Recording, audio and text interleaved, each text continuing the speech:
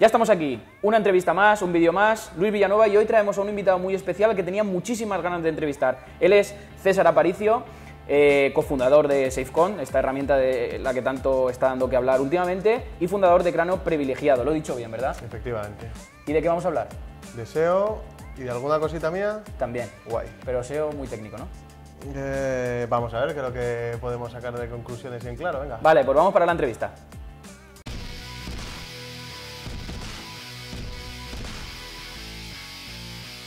Bien, pues vamos con la entrevista y vamos a empezar con una pregunta bastante fuerte, algo que César habla mucho, que a mí me encanta cuando lo escucho hablar sobre esto, y vamos a hablar de el PageRank. ¿El PageRank? Vamos a hablar del PageRank, algo tan sencillo como pueda parecer, entre comillas, o algo tan histórico como pueda ser el PageRank dentro del SEO.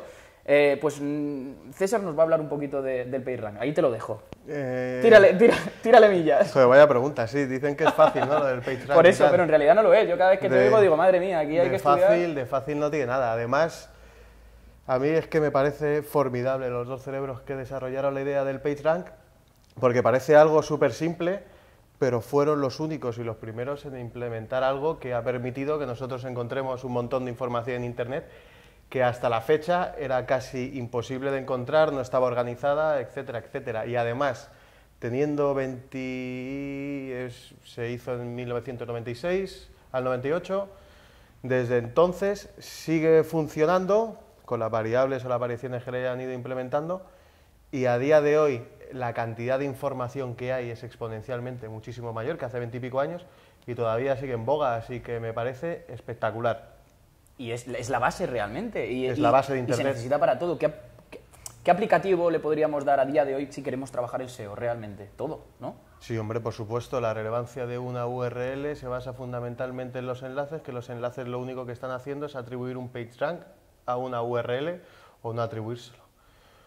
Así de sencillo. Lo bueno que tiene el PageRank es que no es necesario calcular sistemáticamente todas las ponderaciones de valor de cada URL cada vez que se quiere dar un valor de PageRank a una URL, sino que simplemente el PageRank de una URL se calcula en función del PageRank de los nodos o URLs que le están enlazando directamente, y así sucesivamente mediante el uso de una cosa que se denomina cadenas de Markov, o para quien lo quiera mirar en Internet, Markov Chains.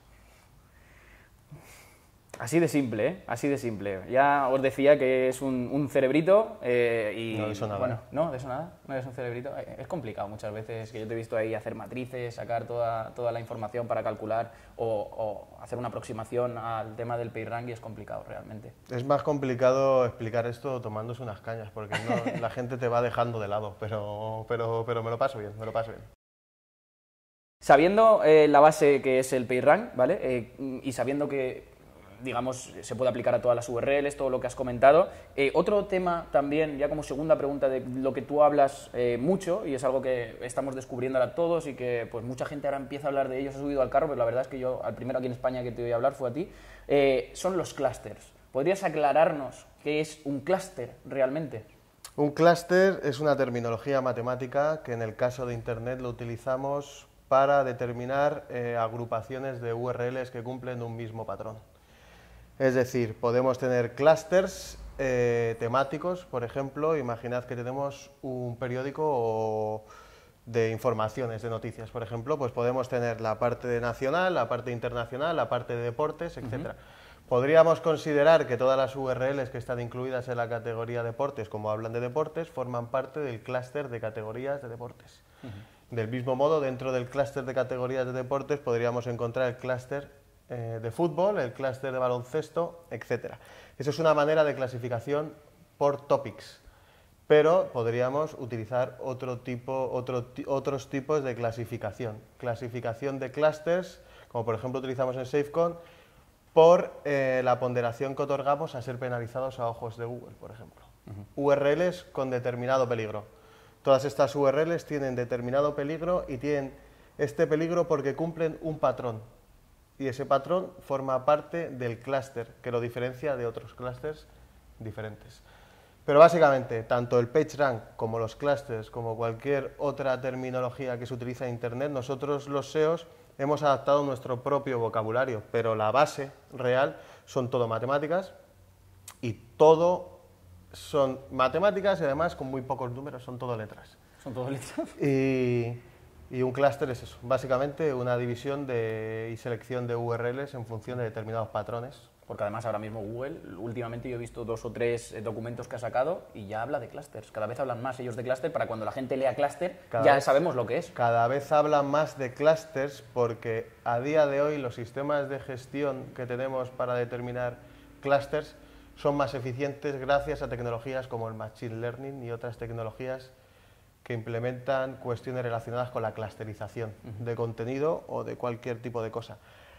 ¿Qué es lo bueno que hace el Machine Learning y ese tipo de tecnologías de las que teníamos conocimiento antes pero no podíamos implementar porque no teníamos la base tecnológica de hardware suficiente como para poder hacer análisis de datos masivos y no teníamos algunos frameworks que se han liberado después para poder hacer estos análisis?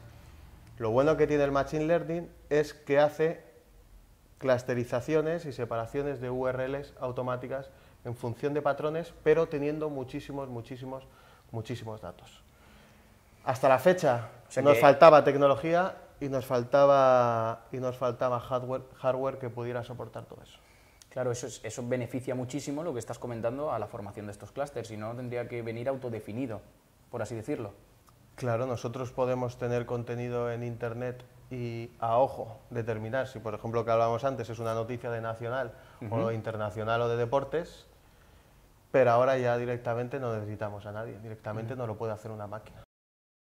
Bueno, esto me da pie a la siguiente pregunta, entonces.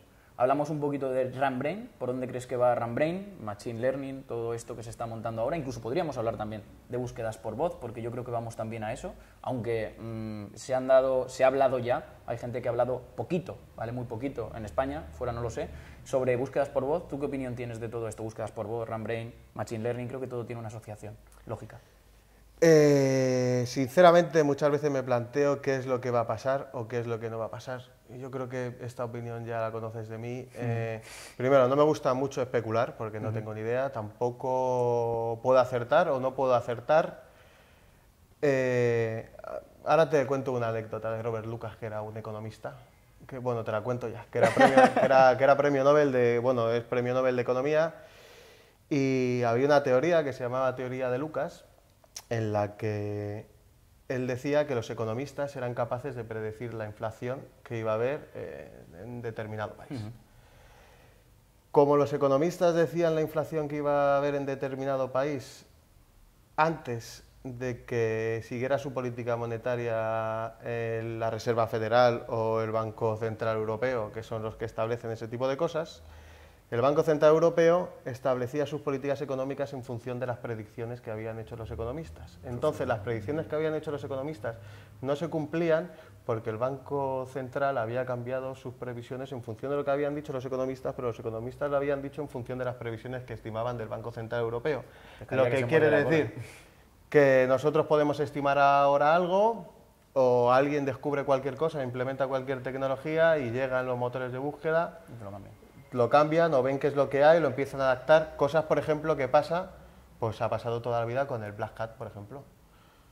Hay un motor de búsqueda que funciona de determinada manera y los motores de búsqueda ven que hay gente que está haciendo Black Hat y dicen, aquí tenemos un bug o vamos a cambiar esto. Se cambia y luego se van a lo masivo. Claro. Es decir, no se van a meter a lo poquito. Es decir, si todo el mundo está haciendo esto o la mayoría de gente está haciendo, ahí es donde vamos. Claro. Y entonces, hacer una previsión de eso, máxime teniendo en cuenta a día de hoy las implementaciones de tecnología de Google con inteligencia artificial que se inventa nuevos idiomas, que es un nuevo player ya a la hora de discernir qué es lo que tienen que aplicar en Google o no tienen que aplicar, etcétera, etcétera. Sería bastante complicado. Respecto a las búsquedas de voz, las búsquedas de voz no me parece algo tampoco demasiado complicado porque pueden hacer un matching con la búsqueda escrita de toda la vida y no tiene ninguna relevancia. No va a variar ni no es tan alarmante como están diciendo. Pero lo que también creo que a medio plazo y largo plazo cambiará bastante, pero tampoco creo que cambiemos tan rápido. Y me baso en lo que hablábamos antes del PageRank, tiene 20 y pico años y sigue estando vigente. Claro, Es la base, es que... ¿qué es lo que pueden hacer? ¿Qué es lo que están haciendo ahora o lo que yo percibo que están haciendo? Diversificar negocio y depurar o afinar muchísimo más, que es para lo que se utiliza la inteligencia artificial, refinar sus motores de búsqueda a día de hoy, para que, por ejemplo, pues esto que estábamos hablando del Black Hat, o que la búsqueda sea más efectiva a la hora de mostrar un resultado al usuario, sea más concreta y más eficiente. Pero están reduciendo los márgenes, están aumentando la calidad, afinando el algoritmo para al final dar la mejor respuesta a los usuarios, porque al final son un producto privado, o sea, una empresa privada con un producto y quiere que lo usen los usuarios. Efectivamente, además ellos pueden inducir a cómo busca la gente o qué es lo que busca, por ejemplo, con Google Instant, por ejemplo, cuando te está saliendo directamente, ellos ya te están mostrando, te están induciendo con sus resultados hacia dónde quieres o tienes que ir. A lo mejor yo quería buscar no sé qué, pero no he caído y voy a donde me estás diciendo o me estás induciendo. Igual que me puedes sugerir para bien, me puedes sugerir para mal. O para su propio interés. O para tu propio interés, por supuesto. Bueno, vamos con la siguiente pregunta, que vamos a hablar al final, del inbuilding. Estamos con uno de los mejores del inbuilding, no lo digo yo, lo dice mucha gente, y quiero que nos hable del inbuilding, pero de algo que no se habla tan a menudo, que nos dé 3 tips de cómo podemos orientar el inbuilding para que todos podamos llevarnos algo de esta entrevista y aprender de César. Pues ahora que hemos hablado de PageRank, y una de las cosas que me suelo encontrar habitualmente, bueno, es un defecto que yo también tenía en el comienzo, entender el inbuilding como SEO off-page netamente. Hay que hacer un mix entre SEO off-page y SEO on-page. Si queremos levantar una URL, la que sea, no solamente tenemos que tirar enlaces contra una landing, sino que las podemos tirar contra una categoría o contra una subcategoría, y a partir del trasvase de PageRank que va a haber entre esos nodos, vamos a poder conseguir subir keywords sin necesidad de enviar todos los enlaces al mismo sitio. Gracias al enlazado interno y a esa transmisión del PageRank a través de ese enlazado Por interno. eso es importante tener en cuenta, por supuesto, el link building y el enlazado interno. Cuanto más limpio tengamos el enlazado interno, mejor nos va a venir para posicionar utilizando el link building después. Pero al final volvemos a la base. Todo es una transmisión pura de PageRank y Google funciona con enlaces. Total, punto final. No hay más vueltas que dar. O sea, no es... ¿Y ahora? Podríamos decir cosas, un montón de cosas, son cosas, ¿no? Pero no... Internet son enlaces y punto. Pues te aseguro que a día de hoy hay mucha gente que no lo une el off-page con el on-page, y la realidad es que tiene mucho sentido, porque al final es que una página web no es un ser autónomo en el espacio multidimensional. Es un grupo de URLs relacionados con otro grupo de URLs. Una URL es el contenido, donde se ubica el contenido, y un enlace es la carretera que lo une y que te permite llegar de un contenido a otro y que tú lo encuentres. Google utiliza su índice, donde tiene un montón de enlaces puestos, donde organiza toda la información que a ti te va a mostrar después. Sin enlaces no hay índice. Sin enlaces no hay crawling. Si no hay crawling y no hay índice, no hay Google ni hay buscador de absolutamente nada. O sea, es que no hay... O sea, la verdad es que hablar de la relevancia de los enlaces o no me parece completamente absurdo. Lo digo de verdad. Crawling, indexación, algoritmos y filtros de spam. Si no hay enlaces no hay crawling, y si no hay enlaces no hay índice. Es el todo. Y ya está, no hay más vueltas que darle. Y ahora la pregunta trampa. Esta es la pregunta trampa. A ver, Ojo. ¿Tendría sentido, vale, tendría sentido, imagínate un comercio electrónico, ¿vale? Donde yo tengo un mogollón de marcas, ¿vale? Un comercio electrónico puede ser de zapatos, de bolsos, de maletas, de lo que quieras. Y yo tengo una sección de marcas. Evidentemente, yo quiero hacer una arquitectura piramidal para no darle a todo la misma fuerza. Y quiero agrupar, ¿vale?, un montón de marcas para también para trabajar también el UX dentro de una categoría que sea marcas. Pero marcas como tal no es relevante para el buscador y no quiero indexarla. Y la voy a meter en un no index. ¿Me sigues por dónde voy? Continúa. Ponte cómodo, que te estoy puteando. Entonces, ¿tendría sentido, según lo que acabas de comentar, que yo, no te rías, que yo enlazara a marcas? Por ejemplo, yo soy una blogger de moda, ¿vale? Y quiero enlazar unos zapatos que me gustan y te puedo decir estos zapatos y tienes mogollón de marcas aquí, y es una no index. O sea, lo que me estás diciendo es que tengo bajo un noindex un listado. Efectivamente. Sí, sí, claro. Sí, sí, lo puedes... ¿Tiene sentido? Sí, sí, tiene sentido enlazarlo. Vale, ¿tiene sentido enlazarlo? Porque ¿A propósito? Ese noindex... Es decir, ¿tú lo harías, si fuera tu estrategia del inbuilding, tú lo harías? ¿Atacarías ese tipo de URLs? Probablemente no tendría un noindex ahí. Vale. ¿Le meterías contenido o no le meterías contenido? En esa Sí. URL. Por ejemplo, imagínate, vale, voy podríamos a hacer- definirlo sí, con la sí, URL sí. de marcas de zapatos, si fuera tal, ¿no? Todo lo que tenga más contenido me justifica para hacer muchísimas más cosas. Link building entre él. O para el propio enlazado interno de categoría a subcategoría o de la categoría o de la subcategoría a la landing. Yo sí le pondría... Le pondrías contenido. index porque al final va a tener más relevancia. Pero Es una yo URL no... que le da más sí, sí, importancia. ¿Un pero index le da más importancia? Claro, yo le Uy, eso es otra pregunta que no te puedo contestar así como así. Vale, vale. Hay muchas más señales que definen la importancia de una URL. Claro, efectivamente. Ok. Bueno, eso Pero- también lo podemos decir, que no por ser no index, como la gente piensa, o como a veces, o en las últimas veces ha definido Gary Iles, ¿no? No por eso va a ser menos relevante, depende de muchas señales, ¿no? No, Otras. claro, por supuesto, hay un montón de señales, no solo esa. Y entonces esto me da pie a otra pregunta. A nivel de enlazado, ¿vale? Porque esto tiene mucha amiga, yo creo que es fundamental. ¿Tendría sentido dentro del contenido, en vez de hacer listados, ¿vale? Que también tendría sentido a la hora de enlazar meterlo dentro del contexto, dentro del texto, y tendría más peso Meter un enlace, dices, dentro del texto para enlazar... internamente? Para enlazar otra parte de tal, en vez de tenerlo, por Sí, ejemplo, para en el la gente footer, que en nos el está sidebar oyendo, o en donde sea. Eso es, para la gente que nos está viendo, hay que tener en cuenta que son preguntas... Sí, la Jodidas. pregunta es sí, esta concretamente es bastante complicada. Si yo quiero ponerle, hombre, evidentemente un enlace arropado siempre se supone que va a ser mejor, básicamente porque el anchor text que estamos utilizando se está desambiguando con el texto que lo está rodeando. Qué guay. Se supone que de esa parte también se supone o debería entender que esa página ya el contenido está completamente desambiguado por cuestiones como el title o la meta description. Si yo le meto el enlace en el texto típico que se ve mogollón, ¿va a ser más eficiente que un enlace que esté puesto en otra parte? Difícil. Difícil. Es algo que Difícil. nunca he sabido Difícil. exactamente. Y es difícil aislar un experimento en ese sentido. Sí, eso es muy difícil. Yo no he encontrado Que la forma... tengan consideración de que un enlace es mejor o peor, bueno, no es que sea mejor o peor, sino que tenga más o menos fuerza dentro de... Es complicado. Es complicado, es complicado. No te lo podría, o sea, sí, te podría responder y sería mentira y no estoy sería- al 100% y me quedaría tan ancho, que es lo que está puesto, Qué guay, qué guay. es lo que está de moda y... decir chorradas y ya está, pero no te puedo responder así como así. Bueno, siguiente pregunta y última deseo para luego pasar a la vida más íntima de César, y es, vamos a hablar de SafeCont, la herramienta que todo el mundo habla últimamente.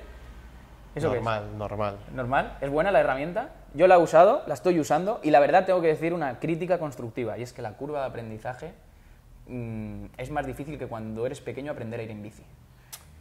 Es complicado porque es la única herramienta del mercado que hace lo que hace SafeCont. Entonces no estamos acostumbrados a trabajar... Lo estás vendiendo bien, ¿eh? No estamos acostumbrados a trabajar con ese tipo de herramientas. Yo he estado, evidentemente, como cualquiera que va a lanzar un software o va a lanzar una empresa, hemos estado mirando a ver si alguien hacía algo similar y tal, y es cierto que hay algunos puntos donde coincidimos, pero los análisis que hace SafeCont no los hace nadie.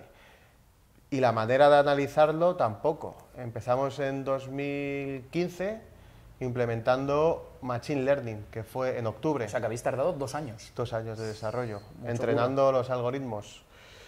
En octubre de 2015 que nosotros empezamos con SafeCont fue cuando Google lanzó RankBrain, en octubre de 2015, que dijo que ya empezaba a implementar tecnologías de Machine Learning, que ya las empezaba a implementar públicamente, pero es cuando lo dijo y es cuando empezamos nosotros. O sea, llevamos ya 2 años con Machine Learning trabajando. No hay ninguna herramienta del mercado que utilice ese tipo de tecnologías, y lo bueno que tiene el Machine Learning es que afina más, por mal que nos pese, afina más que una persona. Tiene más Además accuracy tiene de largo. sentido, ¿va? Según toda la información que va recogiendo, es que tiene todo el sentido del mundo.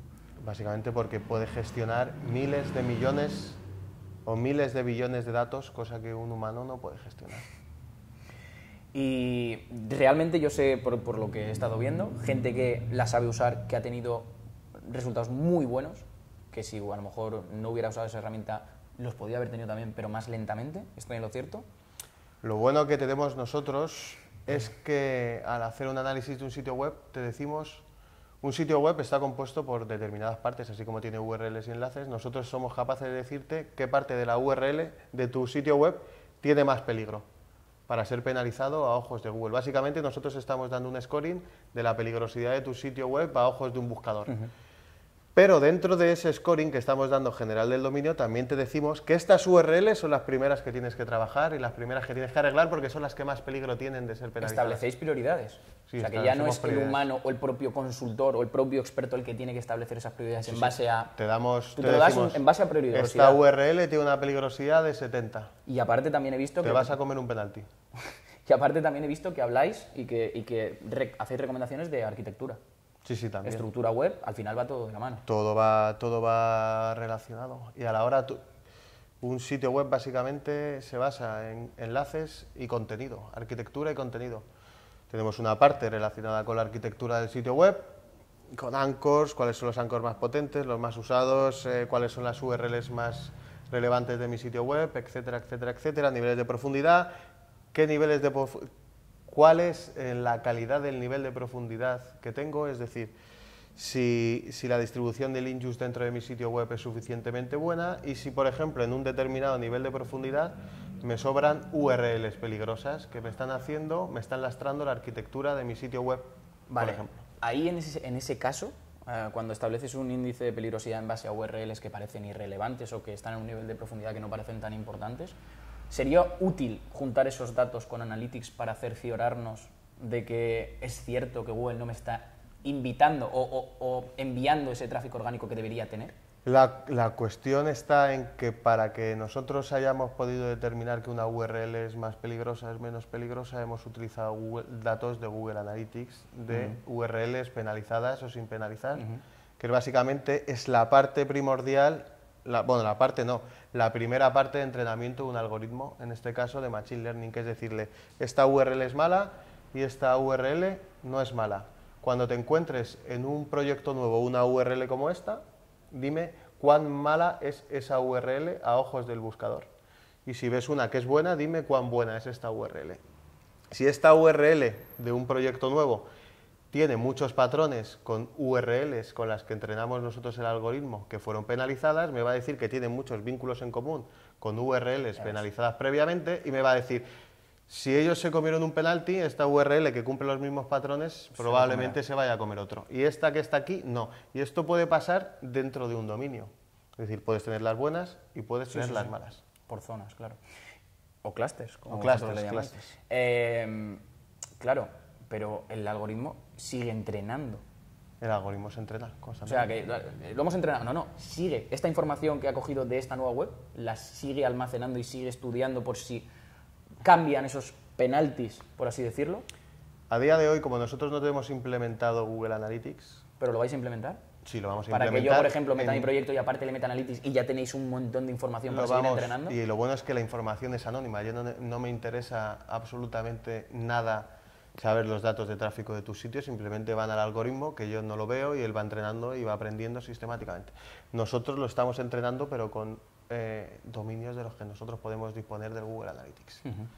Lo bueno que para implementar, para entrenar el algoritmo hemos utilizado cientos de miles de URLs. Es lo bueno que tiene. ¿Qué pasa?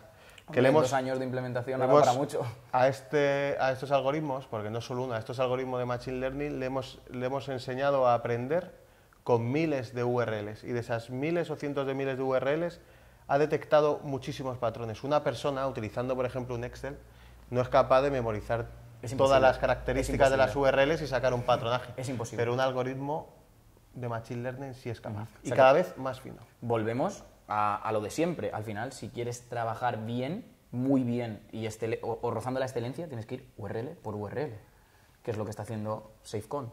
URL por URL. Yo no concibo, le voy a hacer esta solución para mejorar el SEO a todas estas. No, URL por URL hay que hilar fino. Claro, es que lo que suele suceder además que cuando una URL es problemática, todas las URLs que tienen patrones en común con ella también son posiblemente punibles a ojos del buscador. Un patrón, para que la gente nos entienda, puede ser, no tiene por qué, para que la gente no lo malinterprete, no quiere decir que si esta web tiene un penalti todo lo que enlace, que también, sino otros patrones que tiene esa URL por el penalti. El típico patrón que sucedía cuando utilizabas, por ejemplo, se me está ocurriendo ahora, pero es un patrón muy simple, como pueden ser 50.000 tipos de patrones.